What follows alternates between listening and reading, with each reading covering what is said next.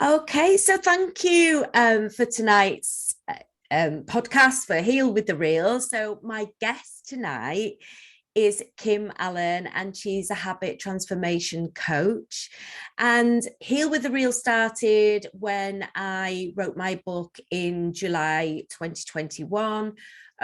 Which is Fix Your Future. And Fix Your Future is about my transformational journey and how I was able to combat lots of things in my life that had happened, any traumas, and to become my best self. And with in my book is a self-help section with all the things that I use. And I really wanted to do a podcast, Heal with the Real, because I felt it was really important to highlight that there is a life after trauma and abuse, and there is ways that you can move forward through that fear and just become your best self. So yeah, I'm really excited for tonight's guest, Kim Allen. She has 20 years in corporate leadership roles. Kim recognized that many professionals struggled with self-doubt, fear, and lacked confidence to share their voice, ideas, and aspirations. And Kim is now a habit transformation coach, as I mentioned earlier, and she helps professionals shift their habits of thinking so they can break through their limiting beliefs. So yeah, if you want to just say a little bit about yourself and where you're at and what, a little bit about your journey. Oh, awesome. Thank you, Amanda. First of all, I want to say thank you for having this platform. I think it's so important that we have the opportunity to share our stories and to give other people hope and to see that there are ways and opportunities to no longer define yourself as that abuse. And so I'm super, super happy to be here today. So, yeah. I'm super excited to have you on the show. And I just wanted to start with where you were at when because I know that you wanted to start from when you were fairly young. So what age were you? Where are we starting in your journey? Oh, so my earliest recollection was probably about 4 years old. And it was a Christmas Eve. My grandparents were there, and I was really close to my grandparents. It was Oma and Opa. That's what I called them. And I had received this little baby buggy.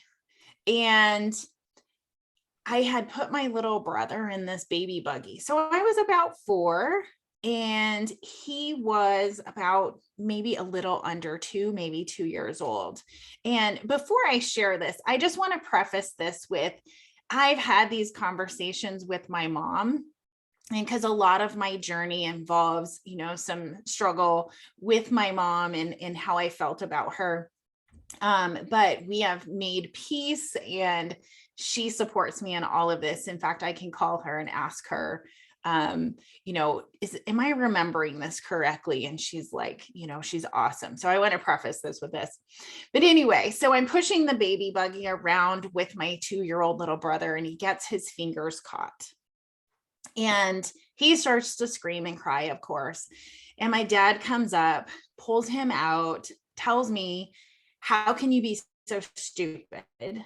And he took his foot and put it through my baby buggy.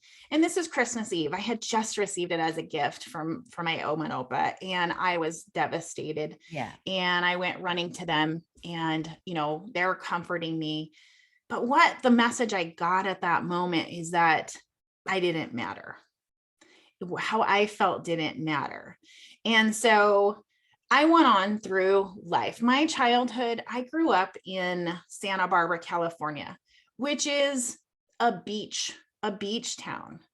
And I lived in like the suburbs. And so my life on the outside looked like the all-American family, right? We played in the streets till dark. We rode bikes everywhere.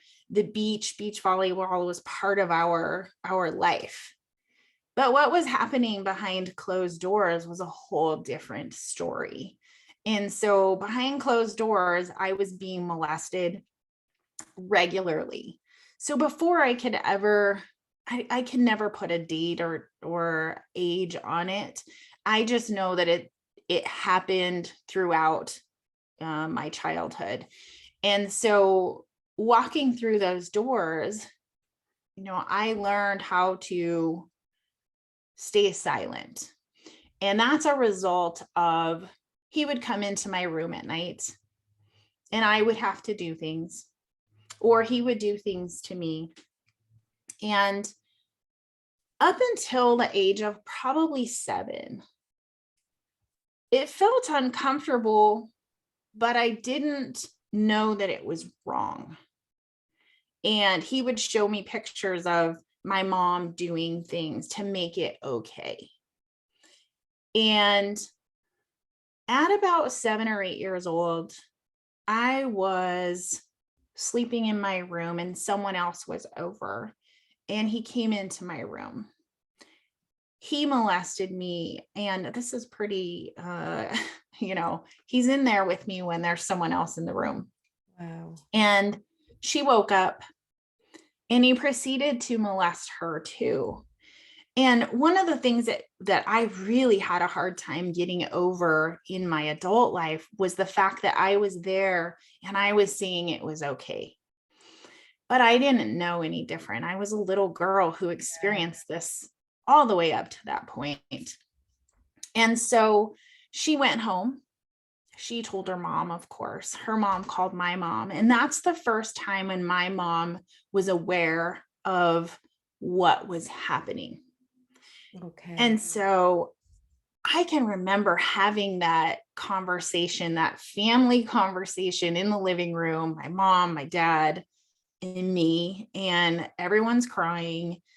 And my mom asks him, why would you do this? And of course he's going to say, I'm sick. It won't ever happen again. Well, it did. My mom didn't leave. My mom stayed in the situation. And so from that moment, it further validated my thought that I didn't matter. And now I didn't have a voice either. Yeah. But since now I knew it was wrong, when he would come into my room, I was scared. I would cry. So now he would add a little extra layer of fear to me. And so he would choke me and he would tell me that if you tell anyone, I'm going to kill your mom and I'm going to kill your brother. And so, of course, I didn't tell anybody, right? So I just kind of existed in life because this continued regularly. But what happened now is because I knew it was wrong, now it subconsciously as an adult, I understand this. I started wetting the bed. That was a regular occurrence. Yeah. And my mom, not really understanding how to handle any of this, she made the decision to stay. And I continued to go through this, wetting the bed. They put this calendar up on my wall. And if I didn't wet the bed, I could put a star on it, or I could put a smiley face on it. So my behavior now, I'm trying to be the good girl and not wet the bed. Well, that didn't happen very often, Yeah. right?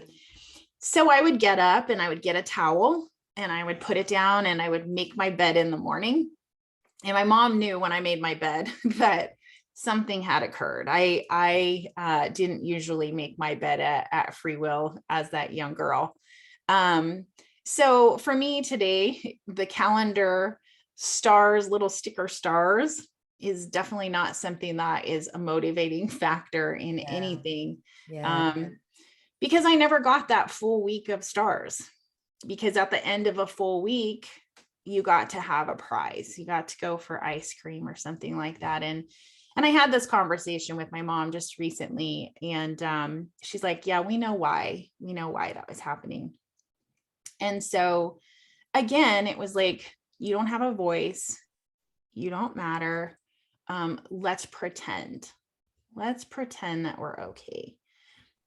And so the abuse continued for a couple more years, and my mom found out again, which in my mind as an adult, this this hung me up for a lot of years, because I was like, how did you sleep at night?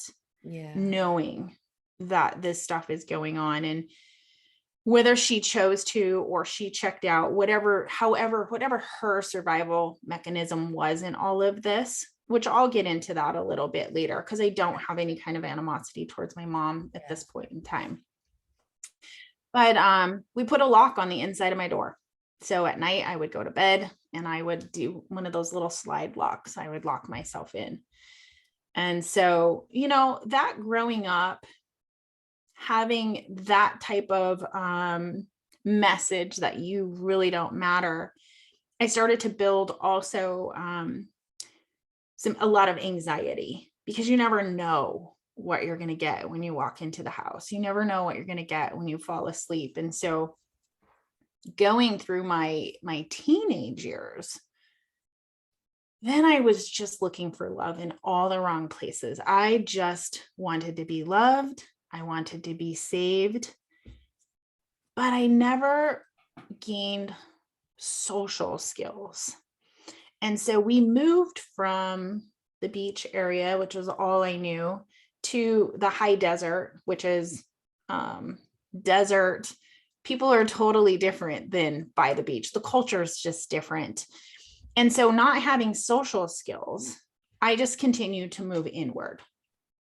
And I just would show up, and anyone who would show me any kind of attention, I was like, okay, this person likes me, right? So at 13, I had my first boyfriend, and he was a couple years older than me, and no meant yes. And then that was the end of that relationship. That was again, being reinforced that no matter what I said, it didn't matter. People were going to do things to me however they wanted to. Yeah. So, then I became, I had a boyfriend after that. It was a long-term relationship. It was a high school sweetheart. I have my beautiful son because of it. But it was one of those young relationships where I did everything wrong. He got involved in drugs and alcohol and things like that. And we split up, but I didn't have any kind of confidence to raise my son on my own. And so when I met someone new, that's when I left that relationship. And so what ends up ensuing over time is that I went from one relationship to the other.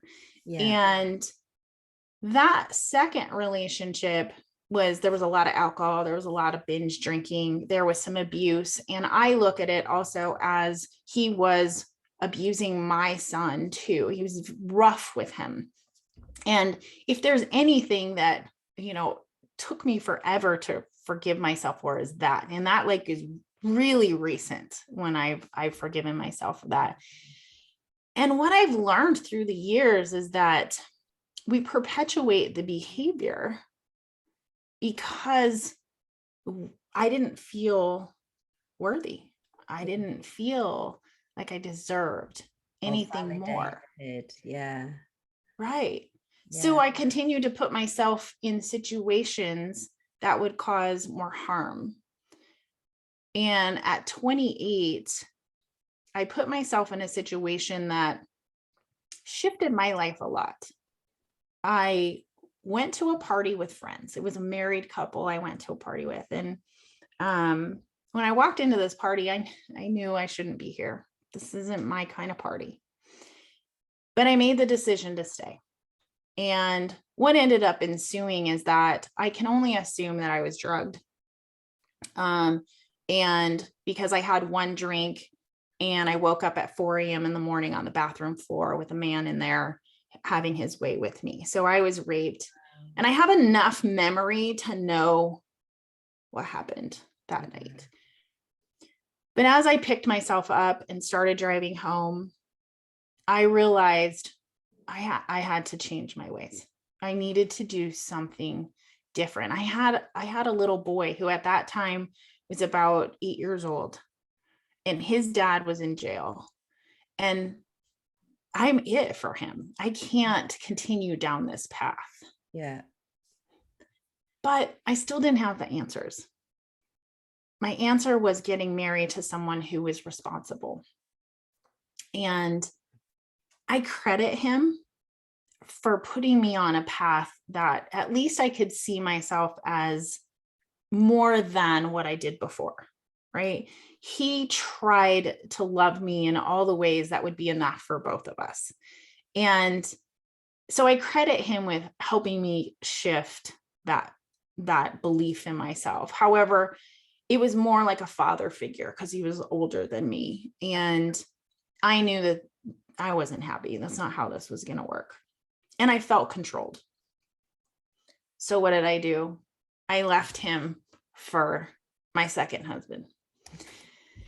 And that I shifted there to where I became a controller.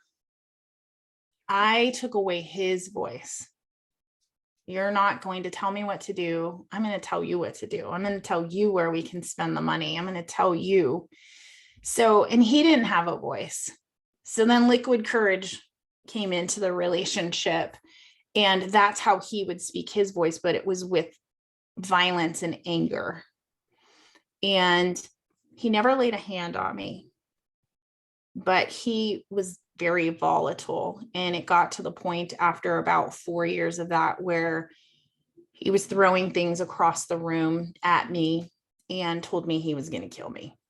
I'm like, this is over. This is over. And I had to look at myself after that. I'm like, Kim, what are you doing? And what age, Kim, are you then at this age when you started thinking, what am I doing? I was 45. Okay. I went my whole life. And how old are you now, if you don't mind me asking? I'll be 53 in 10 days. Oh, you look amazing. Same. I'm 53. Oh, Yeah. 53 is amazing. Yeah, it really is. It really, really is. Yes. Okay, so 45, and you started thinking, yeah, what am I doing with my life? Yeah.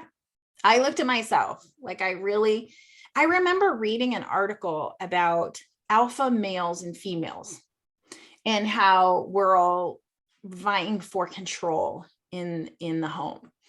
And I looked at myself and I was like, is that me now? Am I trying to control everything? And I realized that I was creating every one of these things because here I am, 45 years old. This was not my plan for myself to be getting my second divorce. I felt so much shame. And it's not like I hadn't dealt with my traumas in my childhood. I had gone to therapy. I knew it. I worked through it. But it was still weighing me down. I had defined myself as not good enough. Yeah. And so when I took that assessment of myself, then it was like, okay, what's going to be next for me to move forward? And I had this dear, dear friend that I worked with. He was a mentor. And he had been inviting me to this personal development seminar for years. And I was like, this is really cool, but I just wasn't ready for it. Yeah. And I decided I was ready for it. He offered it to me. I went, and it was the hardest 3 days of my life. I almost quit. And because I had to look at myself, I had to decide, am I going to continue to go on as a victim? Or am I going to look at myself as someone who thrives? And my life isn't because of that. I'm not defined by that. Yeah.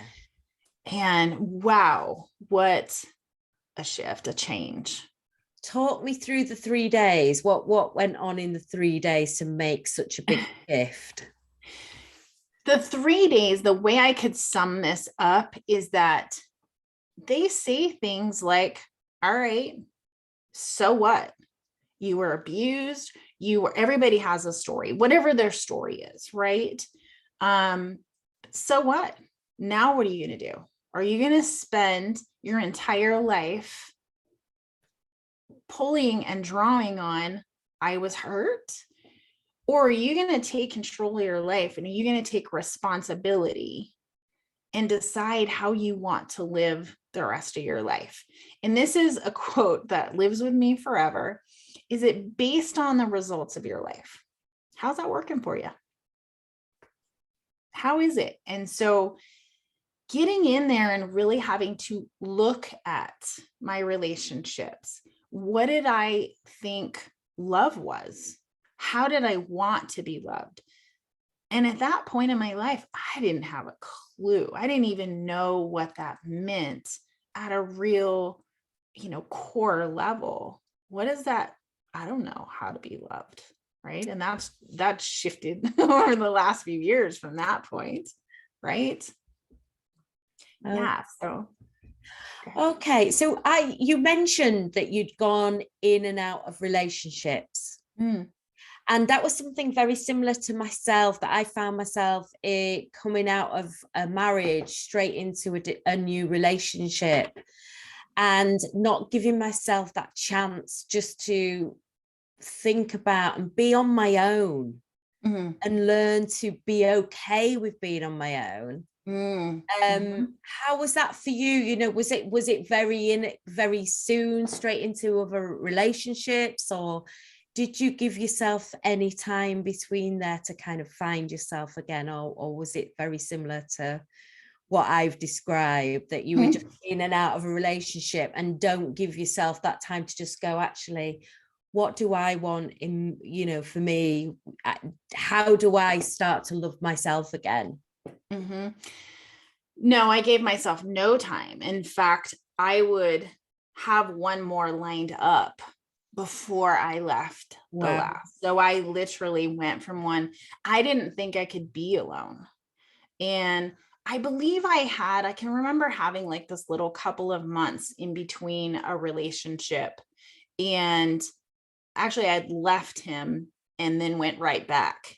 It was like a couple of months in there, but I never felt confident enough to be alone. And I didn't think I could raise my son alone. Yeah. I didn't think I could do it. And so, no, I never gave myself that time. So I just layered on relationship after relationship until, I got out of my second relationship. And then that's when I took the time. And I realized that there's a difference between being alone and being lonely. Yeah. Huge difference, isn't there? And I guess when you've been in an abusive or any trauma in your past life, it's hard to be alone, isn't it? It's hard, like you say, you felt nobody was validating you, and you talked about your mum. I'd like to just pick up a bit on how you made that amends with mom, because I'm guessing that must have been so hard. It was really difficult. And one part of my story that I didn't mention is that when I was 25 years old, I found out that my father wasn't my biological father. Wow. And there was this part of me that was like, well, this is a relief that my father wouldn't do this to me. Yeah. But then there was this other part of me that was like, how could my mom allow me to stay in this situation when I had a father out there?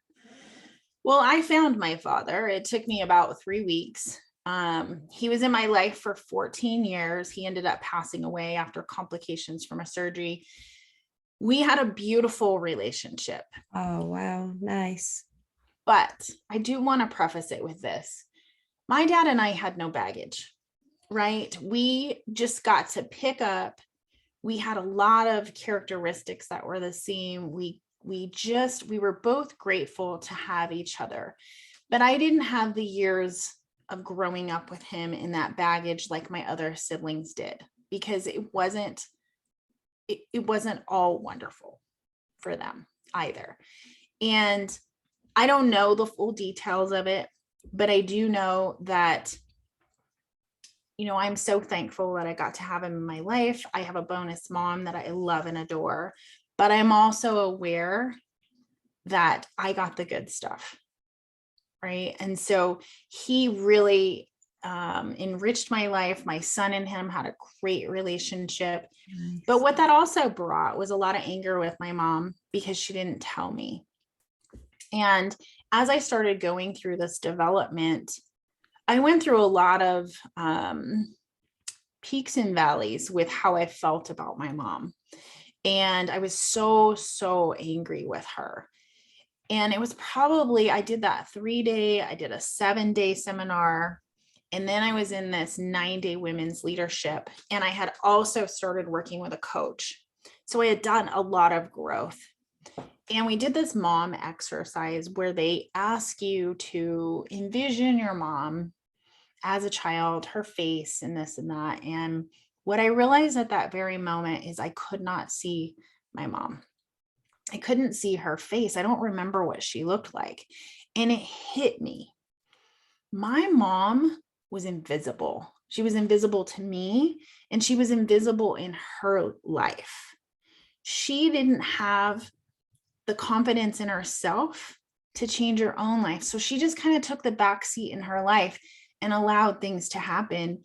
And I'm sure that she lived with all the guilt. She's still here. She lives with that guilt, right? It wasn't what she wanted, but she didn't have that capacity and confidence. So she did the best she could with what she knew. She has her own story. Yeah. And so we've had these conversations. I have forgiven her, and I've asked her to, forgive yourself. Like this is learned behavior. And I know that she had an abusive past too. And so, how can I hold that against her? I think about all the mistakes I made with raising my son, going through all of this. He was with me through all these relationships too. And I can either carry that forever, or I can forgive myself and I can be a better mom now. I can be a better grandma now, right? And so, I just found freedom. And I think that's really important what you said, about forgiving yourself and, the shame, because I felt the same for my son, that, that I'd put my children through, the abuse that I'd gone through. And you do have that guilt, don't you? You do have that shame. And it's so important to be able to say, well, actually, I forgive myself, because if you don't, then you're forever living with that guilt, aren't you? And you have to move forward. So let's fast forward a little bit. You've had your 3 days. You didn't quite tell me what went on in all those 3 days. So was there anything else there?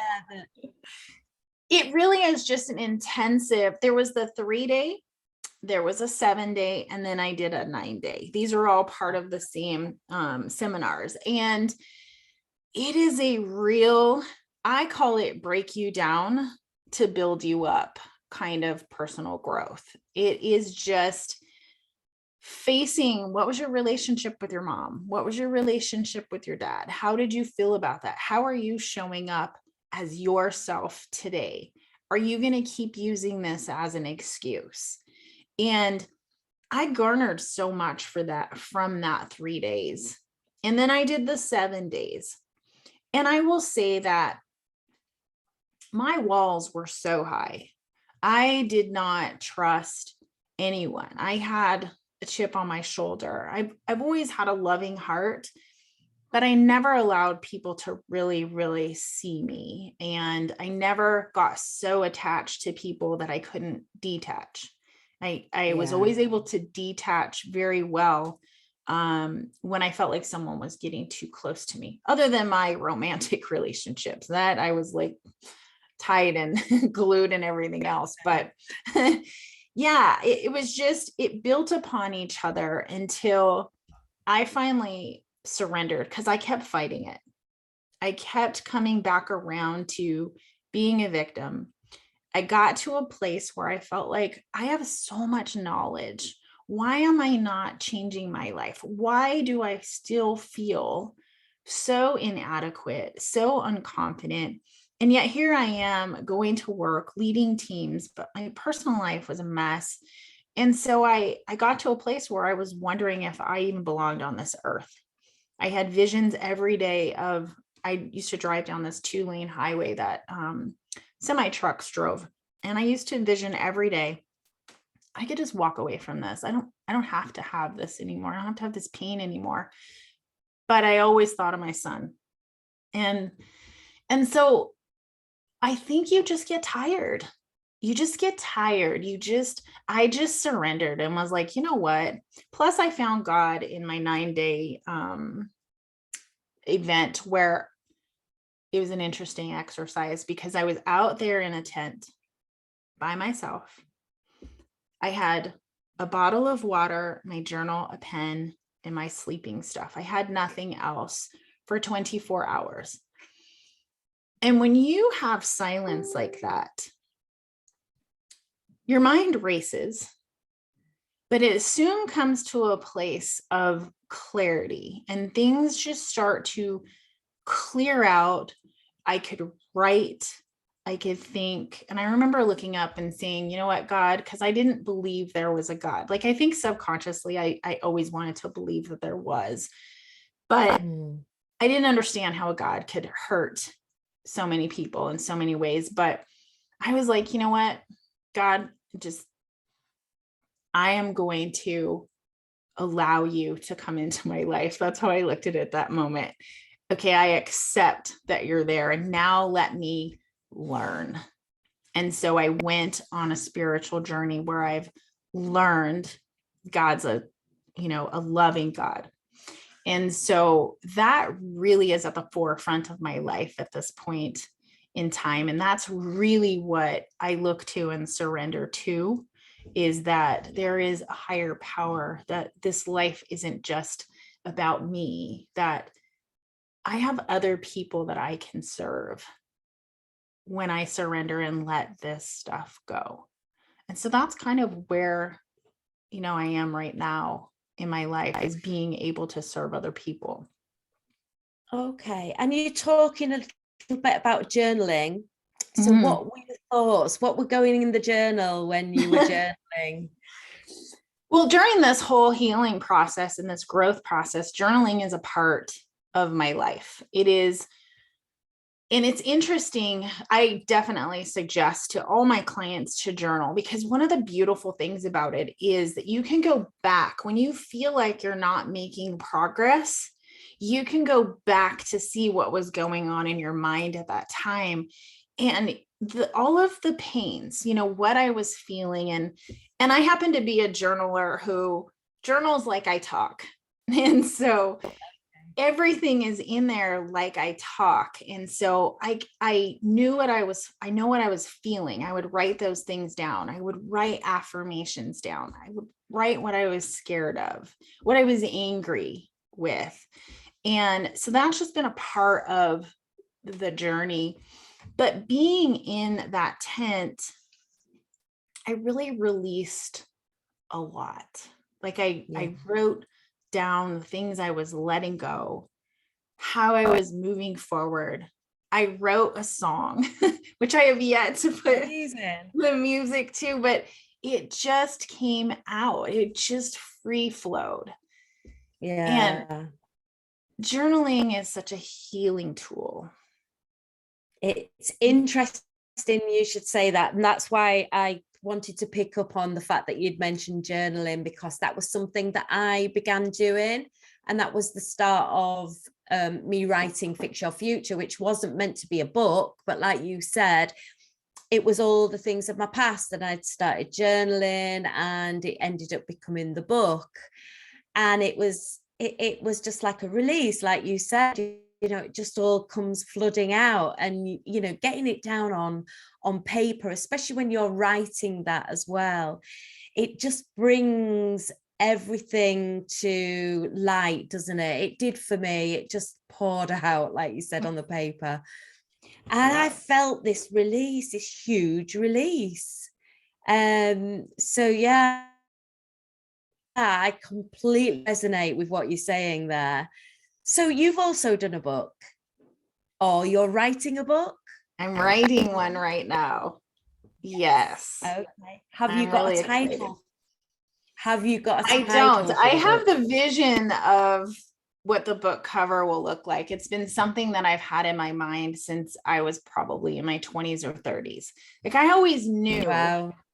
that I wasn't making good choices. I just didn't have the belief in myself to make the right choice. So I visually see it like a path, like the crossroad. That will be the cover, because that has been there for so long. I know that's the way it should be. And yeah, I find it's been one of those experiences where as I write, I have called my mom and said, "Hey, I'm remembering some things. Can you clarify for me? Am I remembering this correctly?" And that's where, our bond has grown over the last couple of years, because we can have this honest conversation. And so she's been really an amazing part of me being able to get clarity, because things can still be a little fuzzy, certain things, but it's a release. And yet at the same time, you're kind of in that space, and it can be difficult at the Yeah. same time. Did you experience that? Yeah, because you're bringing back past traumas, aren't you, again to the surface? But actually, for me, I didn't feel that. It just felt like it was just this, and I could breathe, and it was all the things that it just made me realize why I was accepting of the wrong people into my life. And I'm guessing that was the realization for you as well, why, because of all these past traumas, why we accept the wrong people into our lives. And I'm an empath. I don't know about yourself, but I think as well, we attract the wrong people into our lives when we're empaths, don't we? And it's just, we have to begin realizing actually we need to just love ourselves from within. And so coming on to your journey of loving yourself from within, have you got a new partner now? Have you found somebody else in your life? I do. And I can honestly say this person is amazing. His name's Mike. And we Yay. met on this journey, and he has also done all the same work. So I started doing it, and he saw the shifts in me. And so he started down the path. So we've done all the same work, which is so beautiful, because we can have hard conversations. Like married life is not a simple thing. You have to work on things, you have to communicate. But we have this mutual respect for each other. We honor our spaces. We honor that we both have stories, but we can work together on things. There's things we're working on together that, we'll launch here in, in due time, but he's an amazing partner to have. I am so blessed. And my son is amazing. And I want to share this, because for anyone who happens to listen to this that is carrying around that guilt, my son told me last year, we had a conversation, and he had said, "Mom, you've changed so much." He goes, "I want to feel more free like you." And so I'm able to now give him a better version of me, right? I can help guide him. I can't heal for him. Yeah. I can only share, some tools. And then he is there. He's an amazing father. I've got 2 grandsons. And, but now he gets tools to be an even better father, So the ripple effect, when you forgive yourself, when you heal, when you can get real with it, the ripple effect of your future generations is just unbelievable. It's amazing. That's probably the greatest reward in all of this. Yeah, absolutely. And you're changing that cycle, aren't you? Stopping that cycle from perpetuating, which is amazing. So well done you. You're talking about some of the tools. Can you share some of the tools? Because I think for our listeners, I think that's important. What are the tools that we use you mentioned positive affirmations, you mentioned journaling. what else? What would be a typical day for Kim Allen? So for me, I just recently started using this app called Think Up. I think it's called Think Up. And it's an affirmation app where you record your affirmations in your voice. And so I listen to those every night. It's something that I practice regularly and always will. Journaling is important. I also have really learned through the coaching that I did and then the coaching that I do now with other people, that connection is so important in understanding people, and that people have their own stories and they show up, hurt people show up hurt, right? And maybe show up, maybe not hurt, maybe standoff-ish. And we tend to judge people by what we see. And there's so much under. And I think one of the greatest gifts that I've been given is that I now understand that people have their own story and are hurting in different ways. They're at different points in their journey. And so when I run into situations, or I feel like I have made bad judgment or life shows up hard, I pause and ask, what am I supposed to be learning from this? Because I really think that we are stronger than we give ourselves credit for. And so for me, it really is about an awareness of what's going on in my head. What are the thoughts that I'm thinking? Am I thinking something that's not supporting where I want to go? Am I feeling fear? Who are the people in your life that you can turn to who've walked these journeys, who are supportive, that can be an ear to listen? Because what I've found is that a lot of times you just need to say it out loud in a safe space, and somebody can share with you and give you some guidance, because no one's going to give you the answers. No one's going to fix it for you, but they'll give you insight where you can self-discover, and you can make that decision that I want to do something different today. One step, one moment. Celebrate that little tiny step. It makes such a big difference in the whole healing journey. And I think the other thing is really doing things that I know are best for me. So putting me first, establishing boundaries, understanding that I'm not obligated to do anything. I'm not obligated to do anything, even as a mom, even as a wife, if it isn't serving me, as it isn't the best thing for me. And I think a lot of times as we go through trauma, we sacrifice ourselves in a lot of ways that are not healthy for us, in thinking that, I mean, taking care of your children is part of our responsibility, right? But sometimes we lose ourselves in that, and we don't have to do that. We can still put ourselves first, operate from a full cup, and serve our families at such a higher level than from being depleted or exhausted. So I said a lot there. It's just a daily practice, right? Of the awareness. Yeah, and filling your cup's definitely important, isn't it? Because you can't pour from an empty cup, and you can't be supporting anybody else till you fill up your cup first.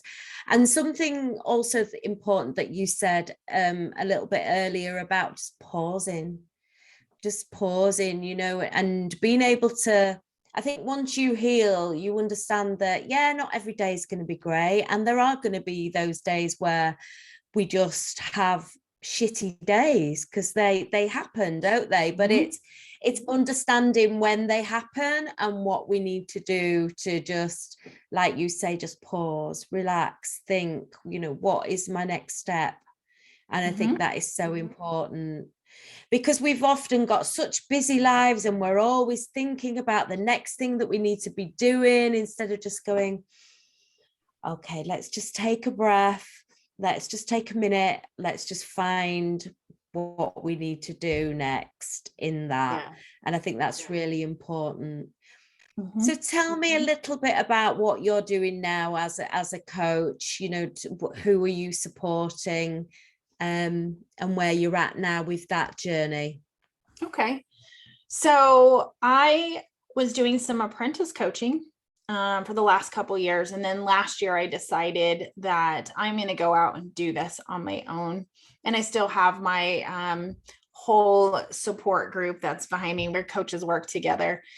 But what I do now is I work with, I'm certified through the Habit Finder and Habit Finder coaching, and I work with thought habits. Because really what happens as we've gone through life is we've created habits of thinking that, maybe contributing to, all the disappointment that we feel, some perfection and having to prove that we're good enough. The stresses in our lives, not being able to forgive ourselves, comparing ourselves to other people, all of those things are habits. These are learned beliefs. And so what I help people do, I use a tool that identifies the habits that are sabotaging the goals, the dreams, the relationships. And then I give them, by working with them, working through things and the tools I provide, they learn to shift those, and they start to become aware of when that negative talk, that habit is showing up, that they can shift it to be constructive. Now, what do I want? So like we just said, the awareness of, all right, this is showing up for me today. Why is this? What am I afraid of? And pausing and being able to make that decision to take the one next step. And I think a lot of times in our journeys, not just healing journeys, but a lot of journeys in life, that we want it all right now. We can see it. This is how I want. When I feel this way, that's when I will have arrived. But the reality is that you never fully arrive, because this is life. Life's constantly changing. And when you pick it apart one little bit at a time, you work on one part of you at a time, you start to feel that momentum. You start to experience how you feel, because you're changing, your thoughts are changing. You're no longer stuck, with the tether of the past. It's like you start to think about, what can I create? I don't have to do this. And it ultimately comes down to, I am taking a responsibility, because I know I'm meant to do more in this life. Yeah. And just seeing people live with more joy, more fulfillment, it's just so rewarding. It just is. It's hard work. So when's your book going to be coming out? When are you planning to get your book published and finished? The goal is October. Okay. The goal is October. So amazing. So that would be just in time for the summit. Yeah. Oh yeah. What's the dates of the summit? Well, I will get back to you with the dates. Okay. Definitely, because I obviously want to keep in touch with all the ladies that have come onto the podcast Heal with a Reel. Yeah. It's been an absolute pleasure to have you on the show. I've really, really enjoyed talking to you. And I'm just hoping, I'm sure there'll be so many viewers out there that have got some benefits from that and gained knowledge on how you can, you can become your best self, and there is life after trauma. So thank you so much for coming on. I just really appreciate it. Have you got any last parting words that you want to say? I would love to. I just want people to know that you are not defined by your past. You are not your past. Your past is not you. You are infinite, and you can create whatever future you want to create let those things go, do the work, because you are meant for so much more. And I just want to thank you for having me. This was awesome. I totally enjoyed being here with you, having this Oh, it's been an conversation. absolute pleasure, Kim. It really has. And thank you for being so vulnerable and open and honest with your story, because, you know, it just shows that sharing our stories, you know, can help and be powerful. And yeah, thank you so much. Absolutely. Thank you. You have a wonderful evening. And you too. Thank I'll you. talk to you soon. Bye-bye. Bye.